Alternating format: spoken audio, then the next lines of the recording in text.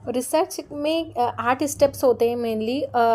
तो क्या होता है कि इसमें क्वेश्चंस ऐसे आते हैं कि सीरीज़ दे दी जाती है आपको, लगाना होता है एग्ज़ाम में कि कौन सा पहले स्टेप आएगा, आप क्या पहले करते हो उसके बाद क्या करते हो, ऐसे स्टेप्स आते हैं। मेनली 8 स्टेप्स होते हैं। बात करें स्टेप्स की, तो पहला स्टेप्स इसमें होता है कि आप प्रॉब्लम को आइडेंटिफाई करते हो, जिससे अपना आप रिसर्च का टॉपिक डिसाइड करते हो। फिर सेकेंड स्टेप आपका आता है कि आपने रिसर्च का टॉपिक डिसाइड कर लिया, फिर आप रिसर्च डिज़ाइन प्रिपेयर करते हो कि आप रिसर्च कैसे करना चाह रहे हो।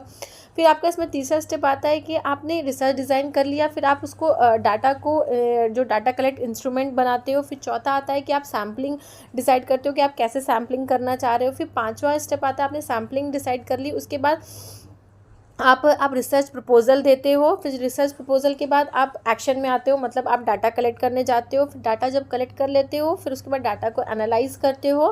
फिर जब डाटा एनालाइज हो जाता है, फिर उसके बाद आप रिसर्च रिपोर्ट लिख देते हो।